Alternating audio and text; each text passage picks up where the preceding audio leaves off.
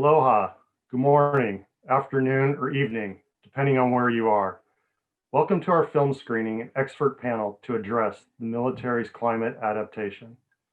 The award-winning film, The Burden, is about 40 minutes long, and that will leave about an hour for our expert panel, so I'll quickly dispense with housekeeping items, as I assume everyone knows where the exits and restrooms are located. For this event, the chat box is read-only, but please monitor it as we will be sharing links to materials. You can download the chat at the end of the event. My name is Paul Bernstein, and I am a volunteer with the Honolulu chapter of Citizens Climate Education and its sister organization, Citizens Climate Lobby. I've been working in the area of climate change for the past 25 years. My concern about the threats we face and feeling of responsibility to do something has only grown as I think about the world my children will inherit. I've mainly viewed this issue through the lens of a civilian. Doing so has limited my vision, causing me to be blind to some of the much bigger problems associated with climate change, especially those facing our military. In reviewing some of the work of these panelists, I've come to appreciate that climate change is a threat multiplier, making national and global security threats far worse. To learn more about this issue and the feeling of responsibility and need to expose others to it, our chapter reached out to George Kralobeck, who, as a Citizens Climate volunteer, heads up its nationwide climate and security action team. We are indebted to George for his instrumental work and guidance in coordinating this event. To assemble our panel, George reached out to the Honorable John Conger, who is the director of the Center for Climate and Security, which is also a co-sponsor of this event. Working together, George and John assembled these distinguished experts from whom you'll hear after watching the film. The Center for Climate and Security and the panelists are here to educate on the current issues around this topic and take no position on legislation. We are grateful to the Center for Climate and Security for all their help making this event possible. We're also grateful to Hawaii's East-West Center for also being a co-sponsor and providing essential resources. I would also like to recognize all veterans and active duty military in attendance. Thank you for your service. To kick off this event, we will show The Burden, after which I'll introduce our moderator, John Conger, and turn over the mic to him so he can introduce the panelists. Each panelist will say a few words. Following the panelists' messages, John will lead the Q&A session. We encourage all of you to submit questions at any point at this event. To submit a question, select the Q&A button at the bottom of your screen and type your question into the Q&A box. At the conclusion of the Q&A session, John will hand the mic back to me for a few closing remarks. We're very fortunate to have Roger Sorkin, the producer of The Burden, on our panel. So before showing the film, I'd like to give him a couple minutes to introduce his film. He has produced several movies and is currently working on a film about energy transition in the Hawaiian Islands and another about food security, which just happens to feature another one of our panelists, General Castellaw. Roger, the floor is yours. Please take a couple minutes to introduce your film. Thank you, Paul. Thank you, everybody. And it's an honor to be here. You know, sometimes I think that I wish I wasn't here because I had hoped when I made this film 5 years ago that it would be obsolete by now and that we would have turned a corner and we wouldn't still be talking about the need to transition away from fossil fuels in the name of national security and by extension, climate security. What first caught my ear about this story was in 2010 when I came upon the Quadrennial Defense Review's mention, as you referred to, Paul, the term threat multiplier. And someone who, like me, who's in the communications business, I tend to pay attention to catchy phrases like that, and that one really caught my attention. I'd been frustrated up until then, still am to a certain degree, but frustrated at that point. The way that climate had been talked about as either you're for the economy or you're for doing something about climate change. There was this lack of connection that our economy, our environment, our energy, they're all linked. And we can't just do one, address one at the expense of another. So I was also really frustrated with the sort of political polarization around the issue. And I thought that by putting that in the frame of national security, be really a way to transcend some of the political divide that we face with this issue. So I'll stop there. I mean, you'll hear about a lot of things that can and should be done, both in the film and afterwards. But I think there's one thing that makes a film particularly special, which is I try to give people the tools to be communicators themselves and offer a narrative that, the work doesn't end when I finish the film. I rely upon audiences to go out there and learn how to frame the story in ways that get us beyond some of these political divides. So I would encourage you, whatever calls to action there that may come out of today, find a way to have a difficult conversation with someone who might disagree with you, but make sure you do it the right way. Maybe you're not supposed to talk about politics at Thanksgiving dinner, but I tend to think that you can if you figure out how to do it right and understand what makes people believe what they believe before you set out to change their minds.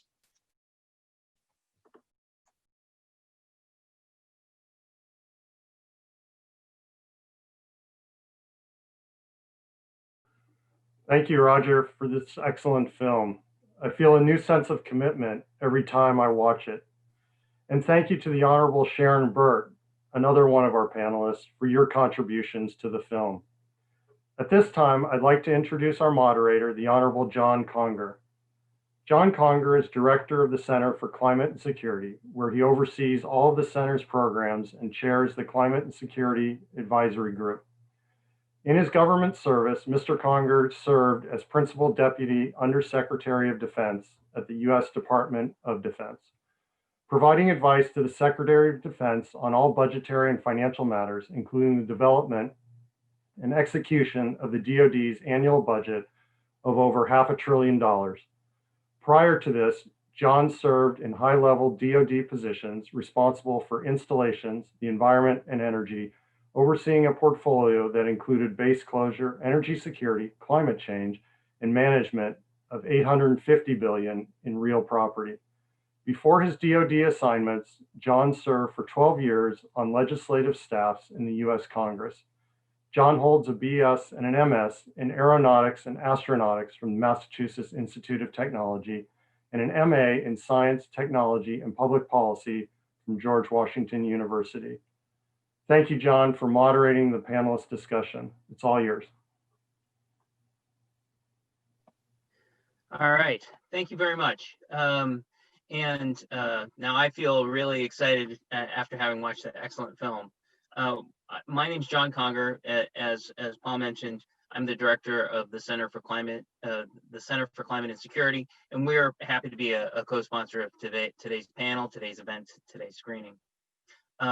At the outset, I want to clarify we don't endorse particular legislation. I know that CCL has some stuff that they're going to talk about later, but I just wanted to be clear on that at the outset. I think that one of the things that I want to clarify before we start getting into the introductions of our excellent panel is that we're going to talk a little bit probably more about climate change, and that the film was focused on the burden from fossil fuels, but climate change is having a lot more impact than that. It is having a much broader impact than that. And I think it's important to take a step back and think about what this is doing to us from a national security perspective. How climate change is impacting installations, how it's impacting, how extreme weather impacts readiness, how the Arctic was mentioned, how whole new oceans are opening up that we're going to have to deal with. The Navy's going to have to patrol, the Coast Guard's going to have to patrol. I think that looking around the world and the instability that's being caused by climate change even today, and thinking about how it's going to get even more severe over time, and the challenges are going to be even greater over time. These are the pieces of the puzzle that we're all going to have to think about. So I'm going to let the panel do most of the talking today, but I'm going to want you, all of you listening, all in the audience, to take away at least two things from today's discussion. One, I want you to recognize and have a full appreciation of the fact that climate change is not just an environmental issue. It's not just a health issue. It's not just an economic issue. It is a national security issue, and it's having national security impacts across the board. I think that it's also important to recognize that though it's already affecting DoD is recognizing the impacts, and there are some responses to that, but it's going to affect DoD even more as you look forward into the future. So it's a national security issue, and it is impacting DoD already and will impact us more in the future. And with that as sort of the tee up, what I'd like to do now is read the biographies of each of the panelists at the outset, all at once, and then call on each of them to give their presentations. They're each going to make some remarks.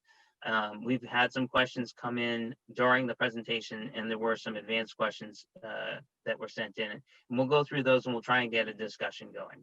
So our first speaker is going to be Sharon Burke. Sharon Burke directs the Resource Security Group at New America, which looks at the intersection of human security, prosperity, and natural resources. And before joining New America, Sharon served as the Assistant Secretary of Defense for Operational Energy, the first Assistant Secretary of Defense for Operational Energy, working to improve the energy security of U.S. military operations. And in that role, she advanced projects on energy reliance and renewable energy while also working on climate security policy. Prior to her service at DoD, she held a number of senior U.S. government positions, including policy planning including in the Policy Planning Office at the Department of State and at the U.S. Office of Technology Assessment. Our second speaker is going to be retired Marine Lieutenant General John Castellaw.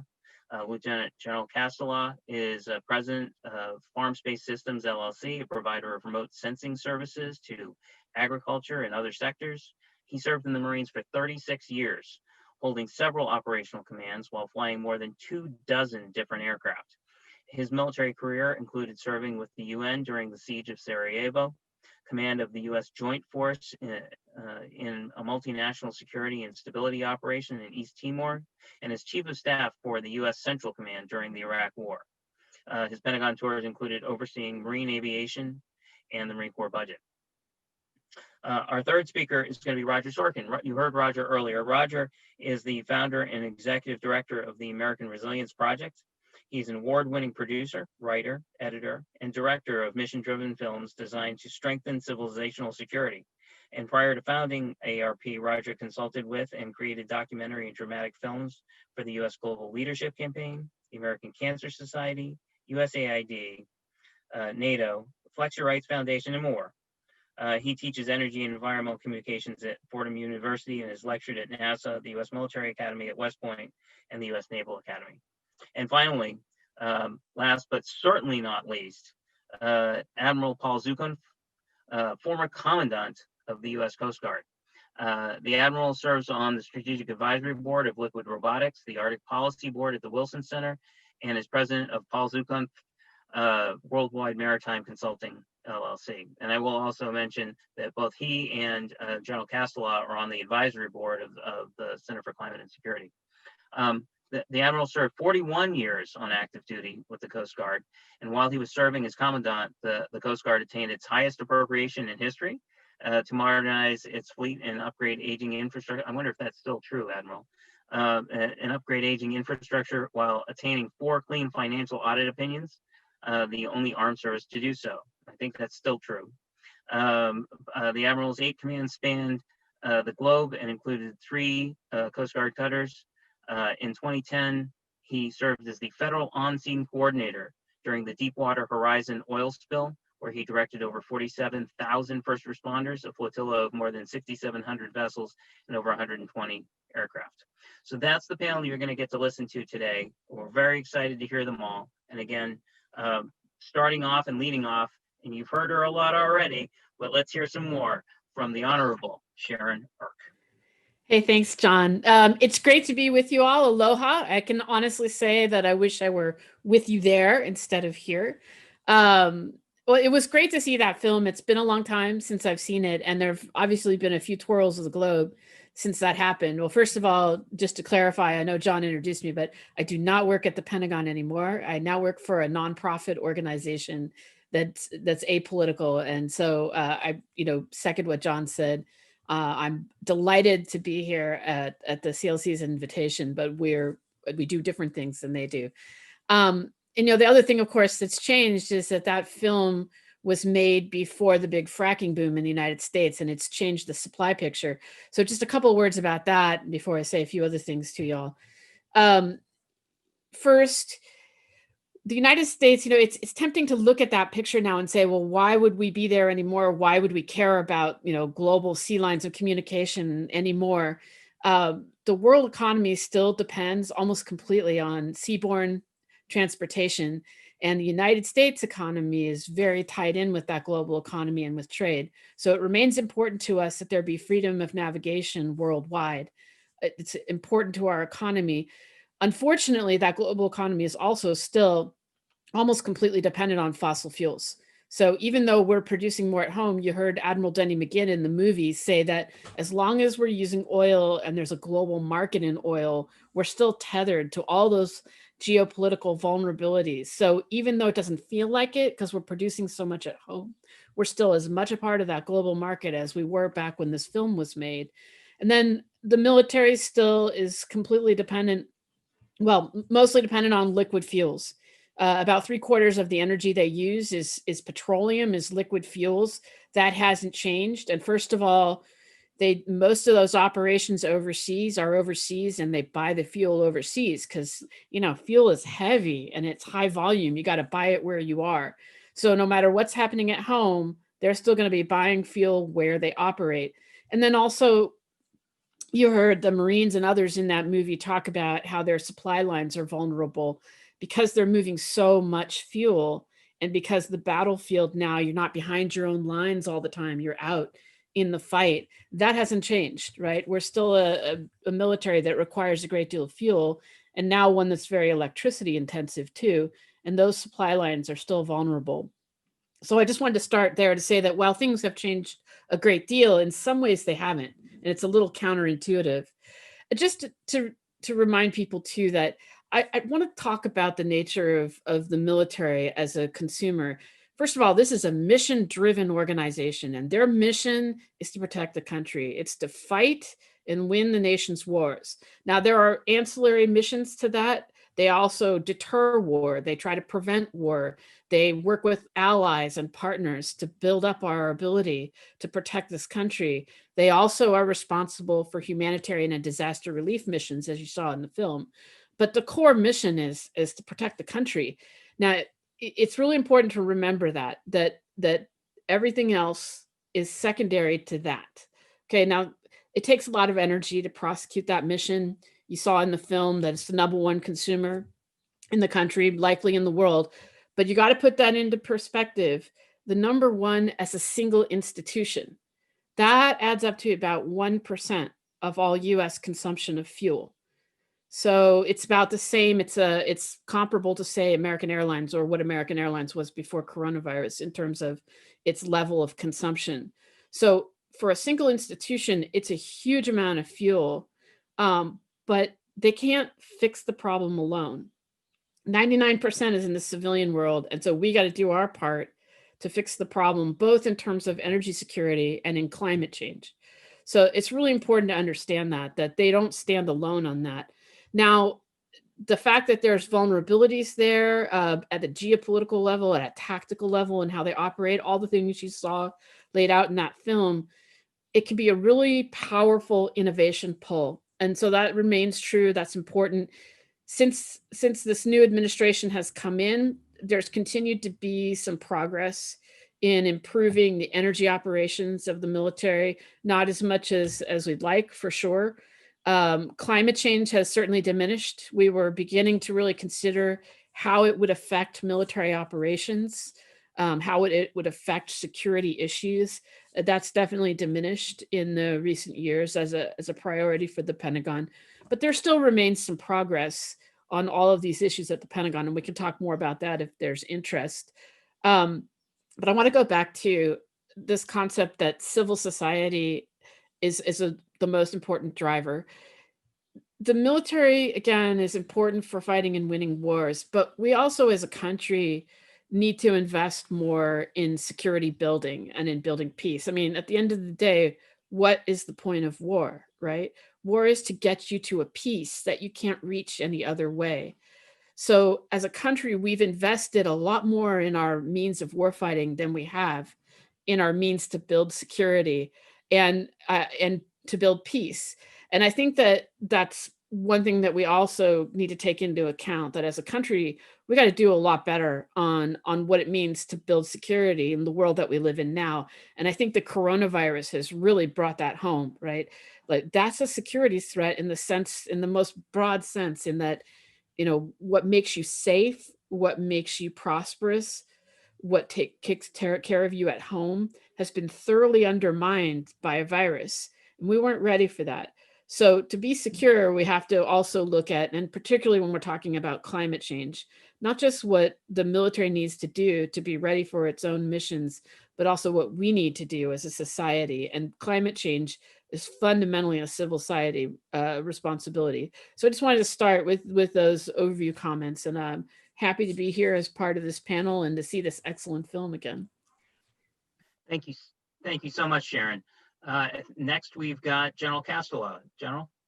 Hey, thank you, John. And thank you, Roger, once again. It's always good to look at this film and see old comrades there. General Tony Zinni, who I served with around the world, Danny McGinn, who I served with in the Pentagon. So thank you for keeping that film alive. It's an enduring theme that we need to continually be reminded of. In my 5 decades as a Marine, it's taught me that threats to our nation are not just conventional and nuclear threats from other nations. It's not the fear of terrorist attacks by terrorists. It's not even pandemics. We have many and varied threats that constitute the change.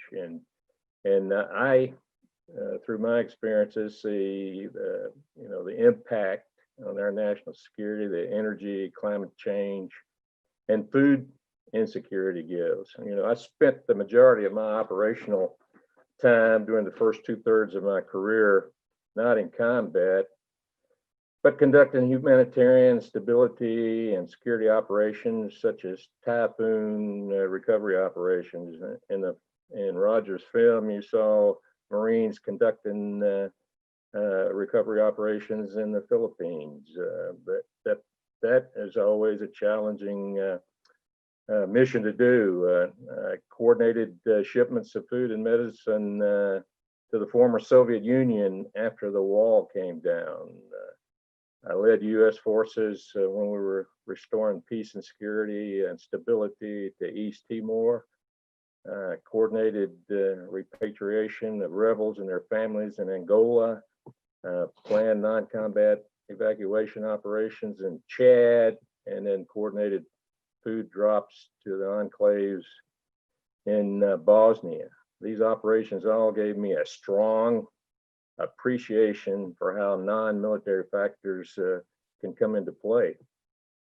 And in terms of energy, I think the aha moment for me on energy was when I was standing on Aditha Dam in Western Iraq, Euphrates River Valley, looking down, watching a convoy of Marines come into a secure area, and all at once, one of the largest explosions I've ever seen hit the convoy. And the deal about this is 70% of those convoys were carrying water and gas, like was in Roger's film. And we really went hard on trying to figure out how we can get alternate energy. And what the reason was is that, as Sharon talked about, is we have to win. In order to win, we have to reduce our risk to those areas that are absolutely essential for us to be successful, and getting energy is one of those. And so, over the last few years, we've seen what some people think are a less emphasis in the Department of Defense on finding alternative energy. I tell you, I had a bright spot in my heart for some folks this past, just before the pandemic occurred. I had opportunity to go down to Cherry Point, North Carolina. I had commanded the 2nd Marine Aircraft Wing, and they wanted me to look at some of the efforts they had underway, and one of them was a ability using solar panels to recharge batteries that they were using in one of the Marine Air Control systems.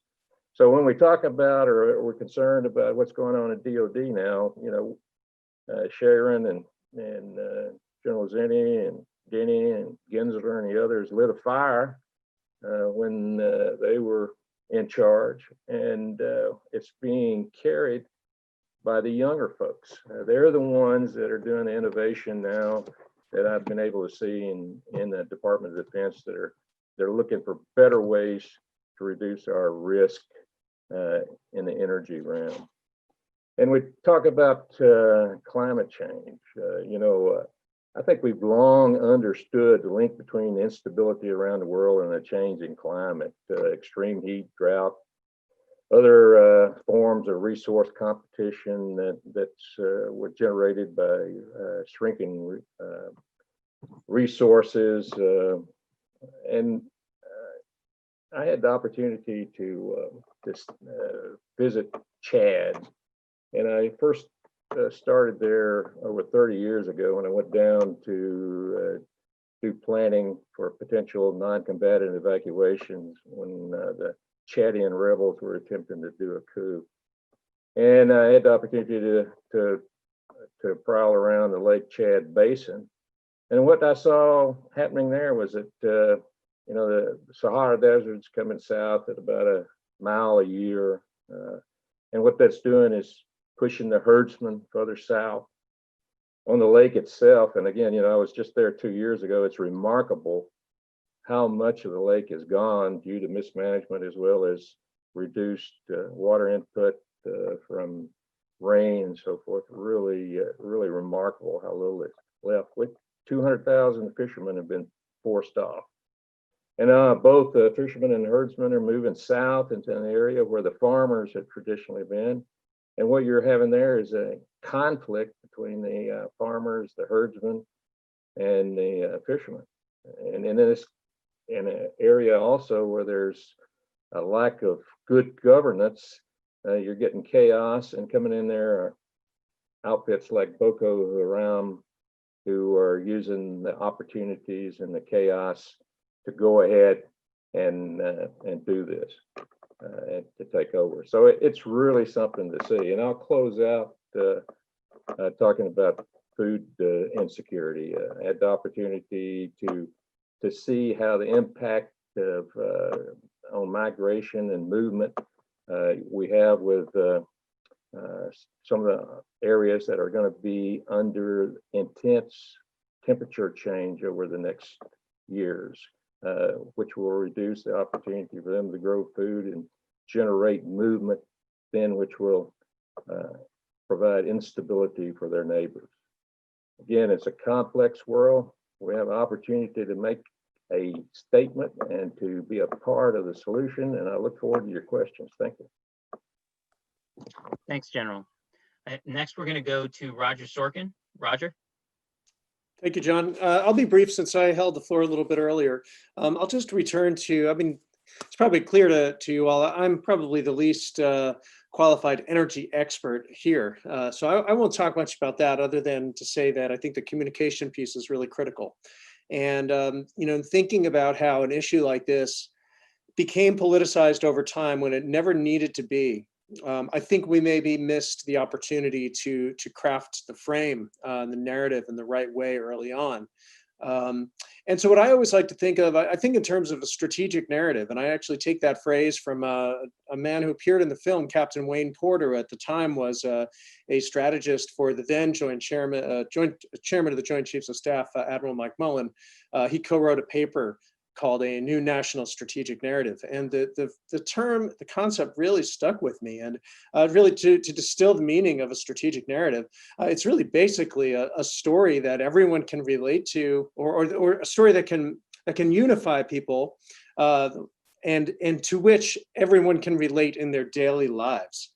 And I put extra emphasis on that last phrase, in their daily lives. It's really hard to take think of any issue that we struggle with as a country and put it in terms that everyone can relate to in their daily lives. And I'd say climate change is probably one of the more abstract issues for people. I think using the polar bears was maybe effective up to a point, but not many people can relate to the plight of wildlife, for example, in their daily lives. And I think what I really tried to do when I told this story, and it's what I really try to do with every story that I tell, because I'm trying to overcome the obstacles to progress by using narrative. I've really tried to keep this in a frame that everyone can relate to. And I think everyone can relate to saving lives and saving money. And sometimes when I speak to a more conservative audience, I'll just start with that question. Is there anyone in the room who's opposed to that? Nobody's opposed to that. So I think, as we frame these challenging hot button issues, we really need to think about what is the way that all of us can come together on it and find that foundation. It might not be a very big and broad one, but find that, plant the flag there, and then you can build a vehicle for progress. So I'll leave it there so we can have some time for questions. Great. Thanks, Roger. And finally, last but certainly not least, again, Admiral Zukunft. Yeah, hey, thank you, John, and thank you, Roger, for teeing up that great video. And also for those in the audience, there are a lot of things you could be doing on a Saturday. But this is a very relevant topic, not just for today, but for tomorrow as well. So I'll just, from a bigger picture perspective, while I was a commandant on the Coast Guard, there were two places in particular where I made repeated visits. One was to the North Slope of Alaska, and the other one was to the ice fields of Greenland. And accompanying me were climatologists, resident experts, but the greatest value that I received from those visits, one, seeing firsthand, the pace of change of the climate in the high latitudes is over 3 times that of what it is in the middle latitudes right now. But talking with the Inuit elders who have been up there for over a millennial, I said, what is it that we are witnessing? And in 2 words, they said, climate change. So that became a very politically toxic word while I was commandant, especially in my last 2 years. I retired in 2018. And I was concerned that we have allowed the political narrative to override good science in terms of what's happening on a global scale. So as I looked at patterns, what I looked at was when you look at the level of CO2 in the atmosphere today, it's about 417 parts per million. It hasn't been that high in over 3 million years. But when you have that elevation of carbon dioxide, you have a commensurate, directly proportional increase in global temperature. And when you have that, you have another direct proportional rise in sea level. In fact, the last time we had this much CO2 in the atmosphere, our seas were over 50 feet higher than they are today. So as a former commandant of the Coast Guard, I'm in the job of consequence management. But at the same time, I'm looking at critical infrastructure. We have bases that in the foreseeable future will be underwater and no longer accessible. We have areas where we have land subsidence. Norfolk, Virginia is a classic example, our largest military base. And if you factor in a rise of sea level, where do we go? Naval Air Station Key West sits at 6 feet above sea level. Here at Honolulu International Airport, which is also the same airstrip for Hickam Air Force Base, sits at about 13 feet above sea level. The sewage treatment plant for Hawaii is below that. In fact, much of our critical infrastructure that our Navy depends on the civil sector to provide are in flood-prone areas. So you've got that consequence going, and then we're seeing more frequent, more severe natural disasters, whether it's fire, flooding, or this year, unprecedented numbers of hurricanes making landfall. I went down to Houston, Texas, when Harvey made landfall, and 40 inches of rain fell during Hurricane Harvey. It was a millennial flood, but we're seeing millennial floods happening every 5 to 10 years now. The year before that, Baton Rouge, Louisiana, had 24 inches of rain. Another millennial flood, if you will, but they're happening in very frequent recurring cycles. It's putting a significant drain on discretionary funding in the federal budget, which is going to compete against defense funding at the same time. And if this is going to be the new normal, we're going to face significant challenges going forward. I'm very familiar with the work of the Intergovernmental Panel on Climate Change. that has set a target that we will not have a rise of global temperature of more than 1.5 degrees Celsius. And it takes years and years to deplete the amount of carbon dioxide that's in the atmosphere today. In fact, we are living the sins of past emitters. Per capita, the United States, the largest emitter in the world. The largest emitter overall remains China. Just to put things into perspective, our military consumes about the same amount of fossil fuel as about 260 million privately owned vehicles here, about every registered vehicle here in the United States. But heat and energy is the biggest consumer, about 31% here in the United States. So no, the military cannot do it alone. But I think if you go back to Roger's film and the leaders of innovation, and to Sharon's talking points, innovation is going to be the key to tomorrow. We need to incentivize that innovation as well.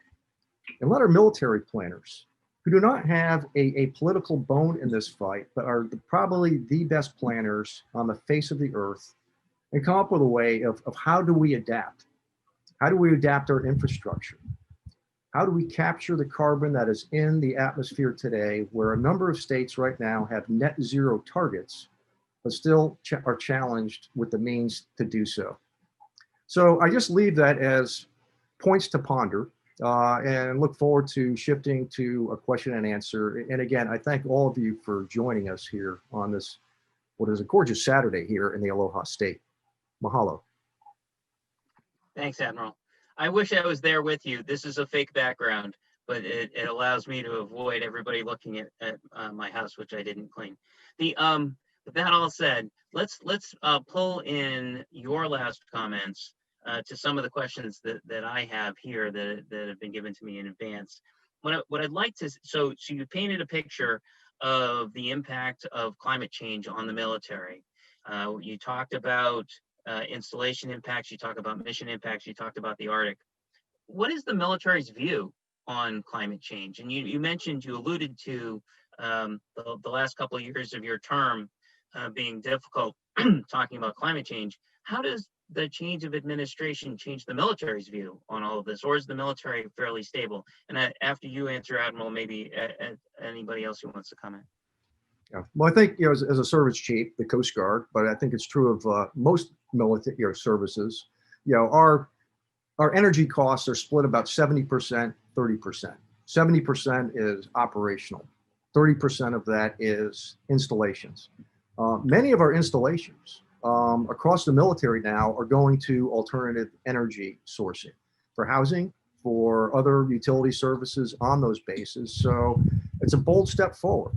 In communities that are a little bit slow on the uptake, but at least the military and its new acquisition, in shore infrastructure is shifting more and more to alternative fuel sourcing. That's a good beginning.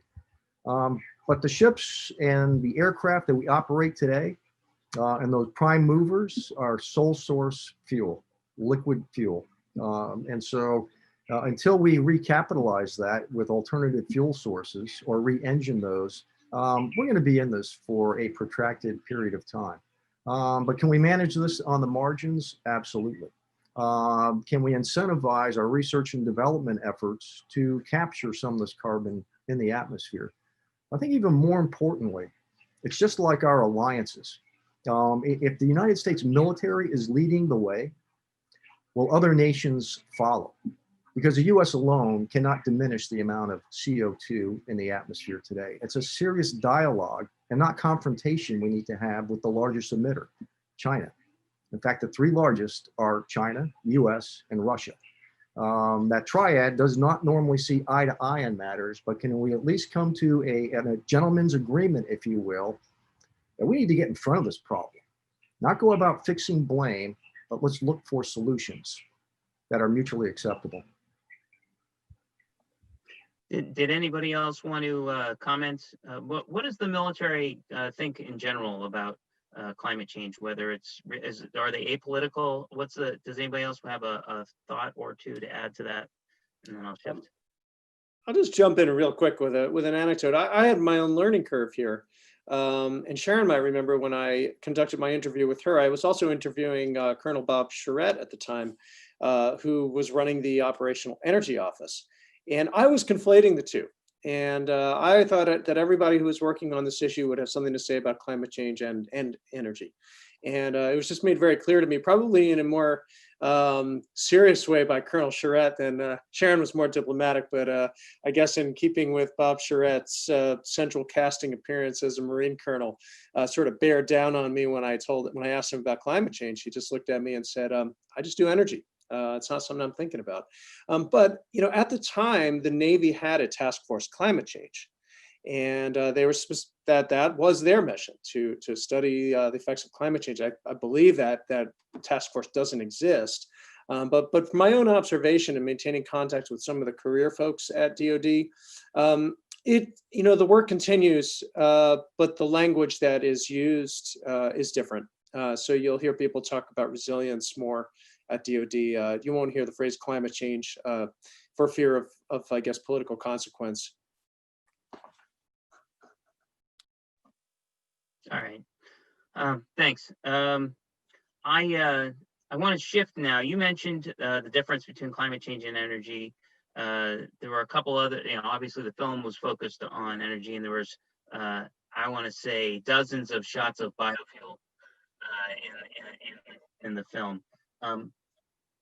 Maybe have a conversation, if anybody wants to jump in. What biofuels was a conversation point a few years back. How much is that still being used at DoD? Is that a major factor? And does it actually help in the climate dynamics? If anybody's in a position to address that. Why don't I go to Sharon first, because you were oversaw all of operational energy, and so probably, and I know very well you have some scars on this one. Yeah, my office didn't really work so much on biofuels, although we certainly had oversight of those issues. I think originally, and the investments in alternative fuels at the Department of Defense started in the Bush administration. And I think one of the concerns was something that the Admiral just mentioned, which is, the ships, the planes, and the vehicles that the Department of Defense uses are designed to use liquid fuel. And a lot of them last for a really long time. We have ships and planes that are more than 50 years old. So we have a military that's designed to run on liquid fuels, high density liquid fuels. So there was a long-term interest there in coming up with alternative fuels. Because remember, when Obama took office, the price of oil was like $147 a barrel, and the United States was importing 60% of its oil, and there was nothing but imports as far as we could see. So there was a geopolitical and strategic question there about our access, the reliability of the access to those fuels. And so there was some urgency to developing the alternatives for all of those reasons. I think that as Roger just talked about conflating issues, that's more a geopolitical issue than it is a question about tactics, because when you're on the battlefield, it doesn't really matter if the fuel in the tank is a green fuel or a petroleum fuel. It's still increasing your risk in the fight. So those were two different kinds of efforts. Like trying to deal with the fuel situation was more about the national security of the whole nation and of our geopolitical risk exposure. But dealing with the exposure on the battlefield, it doesn't really matter what fuel is in the tank. I think that long term, the United States is going to be increasingly looking at other alternative energies, and we have been investing in other kinds of energy. But I do think there's a role for the investment in biofuels. We just got to make sure we're doing it right, because the problem is that you have to cultivate the feedstock for those fuels. And you want to make sure that you're not taking up land and water that actually has a secondary consequence. But I think it's in our interest to make sure and to be doing the research and development to make sure that we do have viable alternatives. And there are some end uses where it's going to be very hard to substitute for liquid fuel, such as for airplanes. But for vehicles, for private vehicles, I think electrification is a really important way to go. And I know we have other questions about other alternative fuels too, but I'll let you master the questions there, John. Well, and feel free to jump in if you have other points to make. Does anybody else want to make a comment about biofuels and alternative energy? No. Yes? No. All right. So in that context, and I want to make there was a clarifying question that I do want to point out. Sharon, during your conversation, you pointed out that the U.S. military uses about 1% of all of U.S. energy. That is true, right? I just wanted to clarify, that was the question. And we're about this, I say we, like I'm still there, but we're about the same level as American Airlines. So if you add all of the U.S. carriers together, it dwarfs the military. Yes, and I should say 1% for liquid fuel and about 2% when you count all energy sources, including electricity. I believe that's right. Right. Or the other way around, maybe. But in any case, yeah, it's like 1 to 2%. So it's a small relative to the rest, but as a single institution, that's a lot. Yes. And you'll hear at some point in time, somebody will compare the U.S. military to Portugal and Sweden and say we have the same amount of emissions. And that's true. But you'll also note that the population of those countries is comparable to the U.S. military, as is their annual GDP comparable to the military's budget. So it's not so much that the U.S. Military emits more per unit of energy. You know, it's not like it's that big an emitter. It's just big.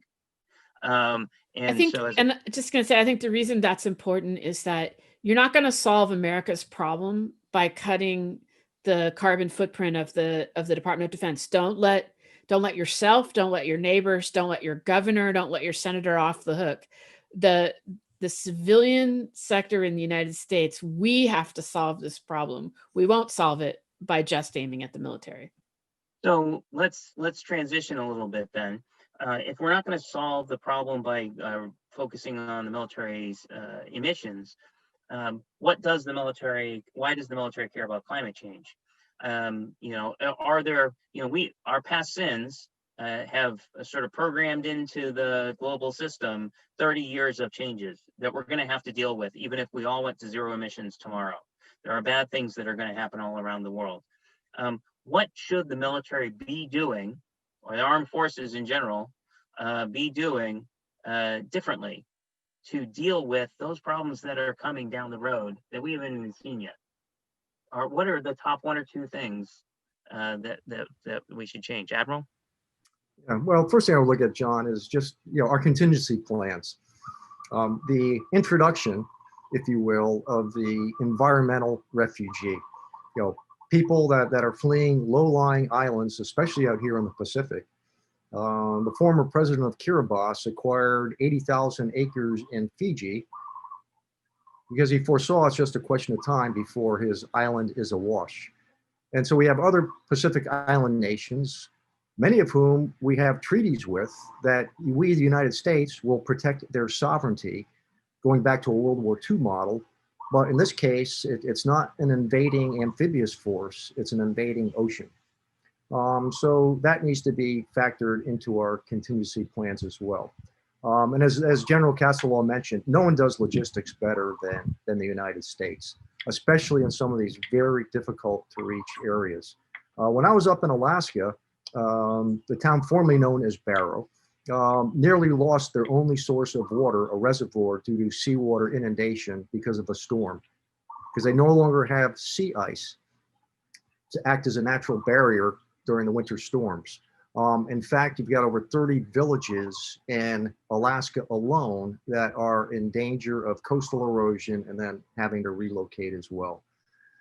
So I see a burgeoning role for the United States and our United States military, whether it's more frequent, severe natural disasters or rising sea levels or a combination of the two, that's going to pull away force readiness to attend to these contingencies. When Hurricane Maria hit Puerto Rico, an amphibious assault group was diverted to render assistance to the U.S. Virgin Islands and Puerto Rico. Did not get the attention they deserved, but actual heroic efforts by our United States Marine Corps. But they had a primary mission that pulled them away from readiness. So I think that's going to be a challenge going forward, as, again, we can't turn back the hands of time, short of new technology removing some of the carbon that's in our atmosphere today. I think the Admiral has got a great point here. You asked what the military should do. This is a national security issue. It's not just the military.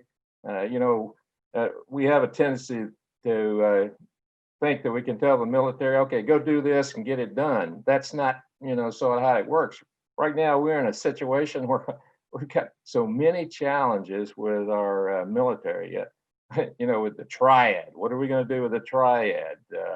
What are we going to do to refocus from the global war on terror to contending with peers,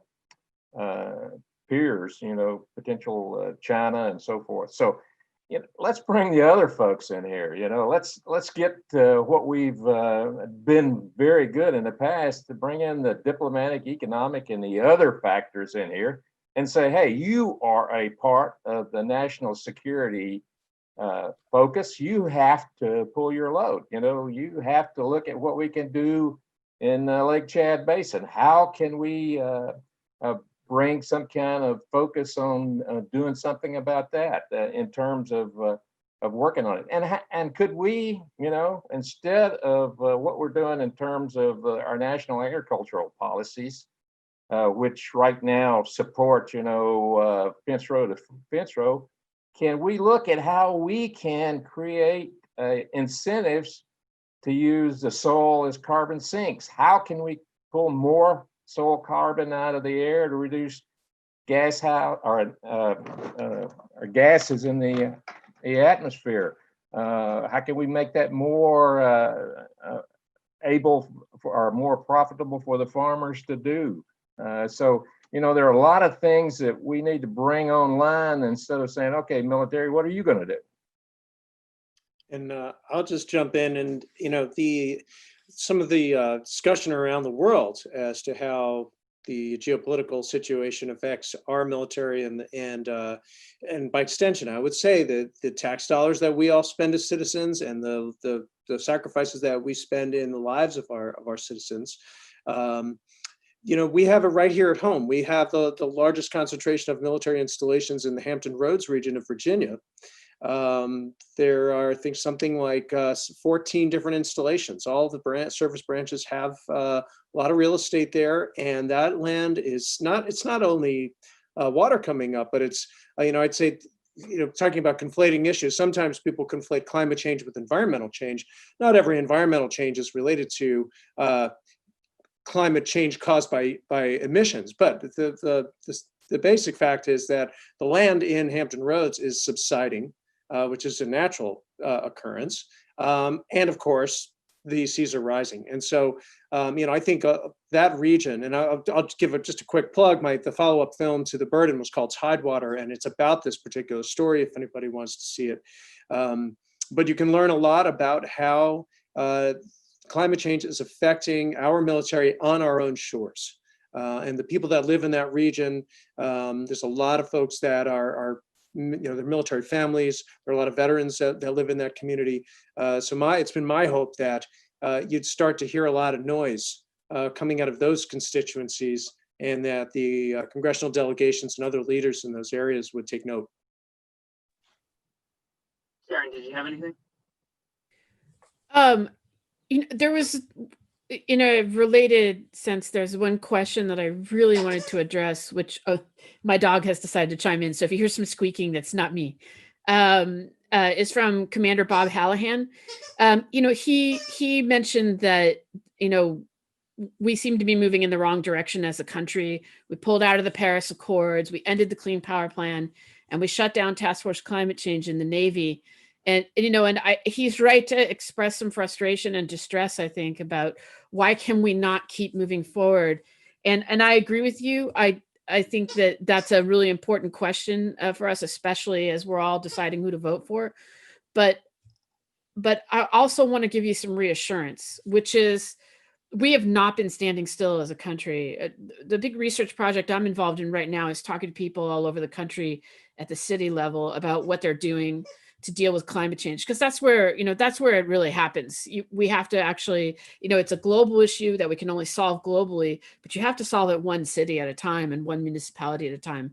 And the cities all over this country are actively working on both how to adopt clean energy and to do things like the general was talking about, better agricultural policies and techniques. people are working hard on how to build resilience. This is happening everywhere. So we have not been standing still. The country has continued to advance, no matter what's happening here in Washington, D.C., or what's not happening, more to be the case. There's still a lot of good things happening in the United States, and our emissions have been dropping fairly steadily, even as our economy has continued to grow. So we continue to make progress. We can't get everywhere we need to be without the things that you mentioned, Bob. We've got to do all those things too. But don't despair. Now, the private sector, the cities, the states, we continue to see progress. And yes, sometimes, by the way, we've been talking to folks in Indiana and in all across the Midwest and elsewhere. They may not call it climate change, or Florida for that matter. They may say in Florida that it's a water problem, but they're still doing it. So don't despair. There's still a lot of good things going on. And for all of you who've been asking, what can we do? You can keep pushing at the local level for action, and at the state level especially, because in a lot of places, there's a lot of state-city friction with states kind of tamping down on what the cities can do. You have a lot of power in your local community to hold your governments accountable, and that is where we're going to make a difference. So it's not all bad news for America. Well, and let me pull the string on that. There was a couple questions in here about what people should raise with their member of Congress, or what they should say to their senator who might have a particular viewpoint that denies climate change or something along those lines. Are there examples that any of you have found in discussing climate change issues specifically and their impact on the military that have resonated particularly with members or senators who might otherwise be skeptical? What have you found catches their interest?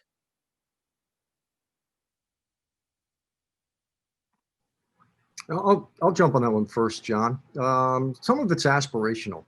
Hawaii was the first state to declare that we will set a target to be net zero carbon over the next 20 to 25 years. Since that time, nearly a dozen other states have followed suit.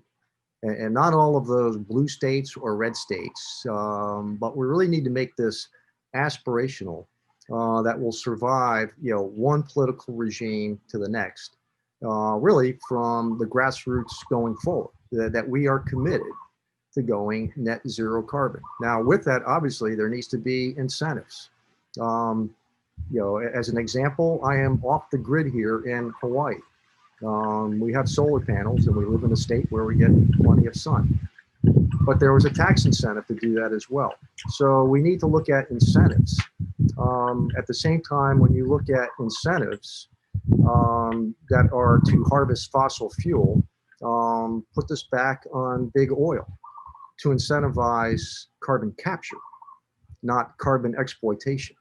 So it's going to take those type of incentives as well to strike a balance, especially in the oil producing states that we have right now. And how do you strike that balance? But it really needs to start from the grassroots going forward, but with a target of net zero. So at some point, our grandchildren will say, well, at least they set us on the right path. This may not happen on our watch, but at least we can, set the frame for that to happen. Does anybody else have anything, Sharon? I think when I was in office, in my current role, I don't deal a great deal with Congress, but in my previous job, and I think I've seen it still carried through, is that, and I've seen a thread in the questions that I want to respond to as well. Again, remember, what's the purpose of the U.S. Armed Forces? It's to fight and win the nation's wars and to do the other missions that are part of their responsibility. So when you lead with that and you say, look, we've got 1,000 combat outposts in Afghanistan, and those supply lines are really vulnerable. Our people, but if we start looking at other kinds of energy, at solar hybrid generators, at much more efficient shelters and things like that, it gives us a better mission capability. When we led with the capability and that this was making a better mission and a better military, and you carry that forward into the Asia Pacific region, where you've got very long lines of supply and you've got potential adversaries who can definitely target those supply lines. And we're talking about, we need to think differently about how we're fighting. I never found that there was any partisan pushback on that. As long as you led with, we need a different kind of energy in order to have a better security, they went with you. They agreed with you. So I am sure that's still the case. Hey, a quick one, John. I've spent a lot of time in eastern North Carolina, and I drive through the countryside, and it's amazing the amount of solar farms that exist in eastern North Carolina, and also wind farms that are being planned, and one that's been developed. When I talk to Republican congressmen, you know, what it's about is they are advocating because of the economic value that it brings, the taxes and so forth.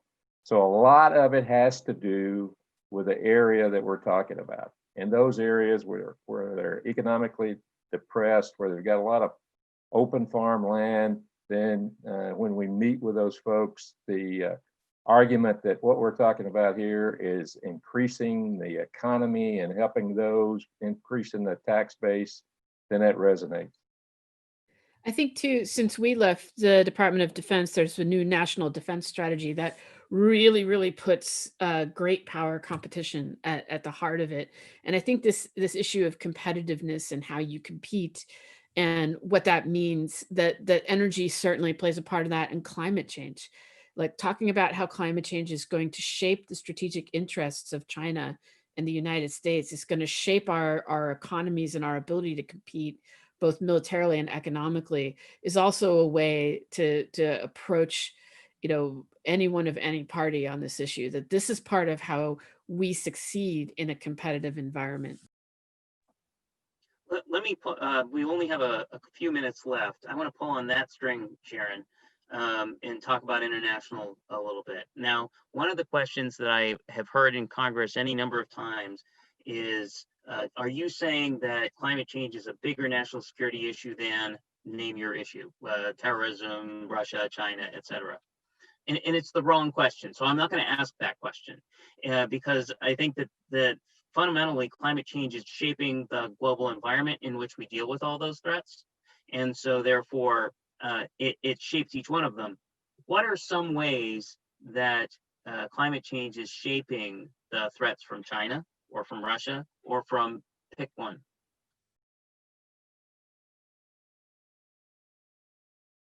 I think there's a lot of different ways, and I'm sure that the other panelists will want to throw in here too. But I think first of all, there's the question about that I think the general has mentioned specifically, that the way in which, so climate change doesn't cause instability, doesn't cause war, but it gets to the underlying causes and the frictions and the inequalities and the power differentials, the resource competition, all the things that cause violence, cause war, cause people to be forced to move, and it makes them worse. Right.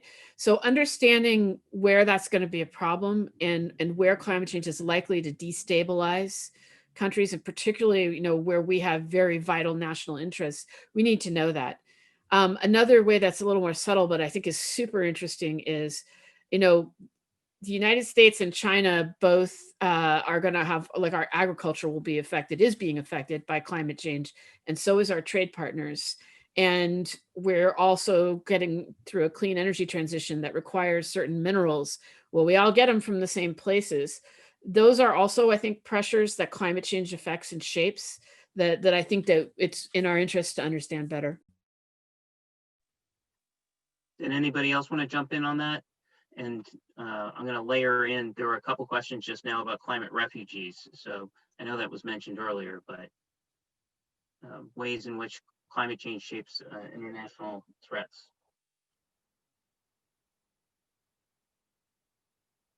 Looks like nobody's ready to jump in on that one. We have, looks like 2 minutes. Oh, Admiral, did you want to?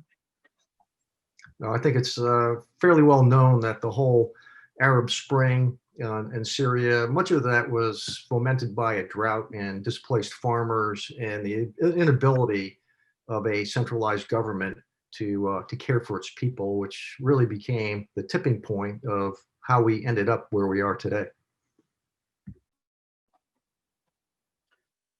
Thanks. All right. So as we look at my 1 minute timer just going off here, let me go to a closing question. what actions can an average citizen take?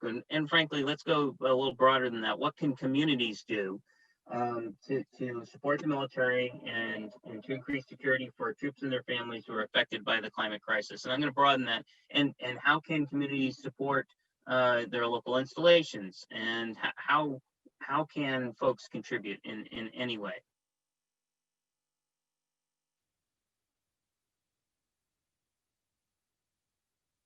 All right, I hear crickets, so let you know, as the smallest military service, let me jump on that one.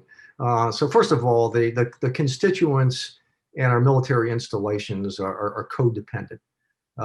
You know, you mentioned the word BRAC, a base realignment committee going out and about to shut down a military base. The constituents do not want to see that happen.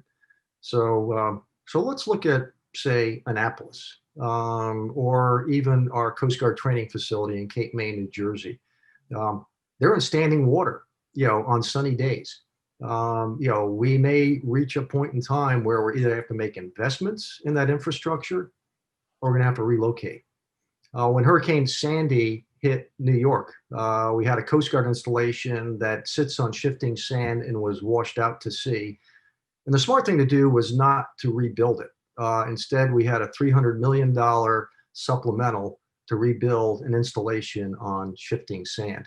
So at some point, we may have to cut some of our losses, especially if we're going to be confronting a rising sea level. And so then where do you relocate? But I think the focal point right now really needs to be in Hampton Roads, Virginia. As was mentioned earlier, the number of installations that are there and the combination of a rising sea and a sinking land. What is the way ahead? And just real briefly, I was out in the Zuiderzee in Amsterdam, and in the early 50s, 5,000 people were washed out into the North Sea. So they have built a state-of-the-art levee system. In fact, now they're building that to accommodate a 10-foot rise in sea level. So they're being visionary, forward-looking, and the challenges that they see coming down the road. So that's where we really need to be focusing our attention, is how are we going to be better prepared for a world that we can't turn back the rising seas or the hands of time. I think also Sharon would agree with me on this. You know, we're putting the F-35s into Beaufort, South Carolina, which is sinking too, and the level coming up. So that is going to be one of the areas. But I think the Marine Corps is going to go to war inside itself over Parris Island. The Parris Island is really under stress, and also on how I think the Commandant is dealing with it. He's talking about consolidating Parris Island and Marine Corps Recruit Depot, San Diego, into one location and put females and males. You know, Marine Corps have been reluctant to do that together. So I think he's doing a good job of using that as the reason to do it, rather than the fact that Parris Island is so vulnerable to climate change. But anyway. Just real quick to your question, John, about what can communities and military communities do. For another film that I did on transformation of the electric grid, we interviewed some public utilities commissioners in Georgia, all elected, all Republican commission that put a lot of solar on the bases there. Great plan that they put together with the Army and some of the other services. And what this one public utility commissioner says is that during the last round of BRAC, it became clear that one of the big questions was, does the base have a resilient energy system? Does it have its own power? Is it dependent upon a long transmission line, or can it generate its own power? Because that base, it's not only there to project power, but quite often they serve as first responders when there's a natural disaster. To that community. And so, you know, if you live in a community that maybe runs the risk of having your base closed, you might start making the case to your elected officials that they need to have a more resilient energy system. And really what that means these days is renewables. And everybody's afraid of base closures. So that's definitely a point of leverage, right? No community wants to lose their base. But I mean, just a, you know, closing thought here, I would say, to answer your question, John, is that, you know, this is an all volunteer force.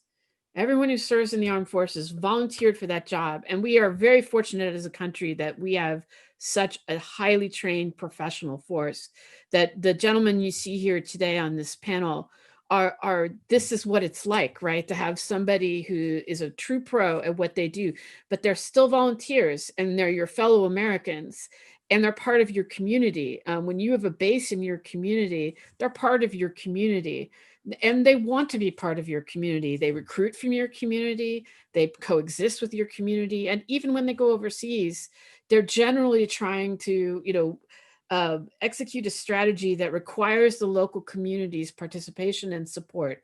So there's lots of opportunities for you to work with the bases that you live nearby, to get to know the people there. And if you're, for example, if you're with an environmental group, a lot of bases are very concerned about stewardship and about cooperating with the community around them. So you should not be shy about thinking about the ways that you can partner with your fellow Americans who are volunteering to defend you, to figure out how you live together better and how you advance environmental quality and also the military mission. It's your military, so it's a public good that you pay for, and they're your fellow Americans. So I think we're at the end of our time. I'm going to use the moderator's prerogative to just wrap things up here. I'm hopeful that everybody here in the audience took away that this is a significant national security issue, that climate change is impacting the military in multiple ways, not just one single thing. It's not just extreme weather. It's not just the Arctic. It's not just international dynamics and instability and migration. It's all of those things, and it's not stopping anytime soon. So we have to be ready for it. So I'm hopeful that that we all, when you go and talk to your members of Congress, or you go and talk to anybody else, your neighbors, help them understand that this is not just an environmental issue. It is an environmental issue, but it's not only an environmental issue. It impacts every different aspect of our lives, including our security. And with that, I think I'm supposed to turn it back over to Paul. Thank you very much, John. And thank you very much to the panelists. I certainly learned a great deal and just continue to gain more and more respect for the military and the folks like you, John, Sharon, Roger, who are doing such a wonderful job promoting this message and helping to bring all of us along to try and solve this very difficult problem. So again, thank you very much for your dedication on these issues and working to make the world a better place. Just one housekeeping note, or just need a few more minutes before you rush off to the fridge or the bathroom, what have you. We have a little clip we want to show and just want to say a little bit more. So this event, as I said, was brought to you by Citizens Climate Education, the Center for Climate and Security, the East-West Center. The East-West Center and the panelists and the Center for Climate and Security take no position on policy. So what I'm going to say from here on out is simply coming from Citizens Climate Lobby. So there was a great discussion towards the end about what we can do as everyday citizens. How can we, improve things? Well, CCL has the perfect answer of how to get involved. We're a grassroots, nonpartisan organization that is singularly focused on addressing climate change by working with our members of Congress to pass the bipartisan Energy Innovation and Carbon Dividend Act, or House Bill 763. If enacted, this bill would put a price on carbon emissions and therefore put a cost to burning fossil fuels. This fee would rise over time, hence incentivizing households and businesses to reduce their emissions. The revenues from these fees would be collected and given back in equal shares to all citizens, thus benefiting the lower three quintiles, making the policy progressive, and in addition, not growing government. Last, to the issue of bringing along other countries, the measure would protect domestic industries by imposing a border carbon adjustment to account for differences in carbon prices between the US and other countries. There are links in the chat more about this as I kind of speed through a summary of this bill. But let me just say that as an economist and having studied climate change for the past 25 years, I see this policy as having the greatest potential to reduce emissions quickly, efficiently, and equitably. Studies have come out that show that this policy would reduce emissions by about 40% in 10 years and benefit the lowest income households. I also appreciate how this bill would allow freedom of choice for households and businesses to make what they view as the best decisions for themselves. We at CCL believe the Energy Innovation Carbon Dividend Act is a critical and absolutely necessary part of the suite of policies to address humanity's most pressing problem, climate change. If you don't believe me, there are 3,500 economists who feel the same way and have endorsed putting a price on carbon and returning revenues to citizens. To see the support for this bill and information about it, again, links are in the chat. And if all this sounds encouraging and you'd like to learn how to get involved, please join us at Citizens Climate Lobby by either going to citizensclimatelobby.org or reply to the introductory email that will follow after this session. Again, thank you all for participating in our event. I'd like to close with a 2-minute inspirational and candid video that shows our passion and perseverance in the face of this daunting challenge. We're all in this together, and my hope is that this video lifts your spirits and inspires you to act. Thank you so much. The climate is changing. Extreme weather is disrupting livelihoods and food supplies around the world. This is observed. This is documented. This is the scientific community's consensus. The climate is changing. Carbon emissions are driving that change. Emissions come from burning fossil fuels. So if we want to slow or even reverse the change, we must lower our fossil fuel use. By charging a fee on fossil fuels and returning that revenue to households as a dividend, we can do just that, starting a chain of positive effects. Fossil fuels become less desirable. Cleaner sources of energy become more competitive. The dividend creates millions of jobs. Carbon emissions go down, reduced air pollution saves tens of thousands of lives, and climate change is brought under control. We can make this happen, but enacting a carbon fee and dividend isn't in our hands. It's in theirs. How do we sway them? What can we do? We can use our voices to express political will and demand action. We must help our elected leaders work together. It's on us to tell them what we want as a group. Because when voices call out together, their impact multiplies. Government can respond to the will of the people, provided we tell the government what we want. And what we want is a livable world. This is what Citizens Climate Lobby works for: to empower citizens to connect with and influence their members of Congress, to spread the idea that each one of us can address climate change. Bring your voice to citizensclimatelobby.org.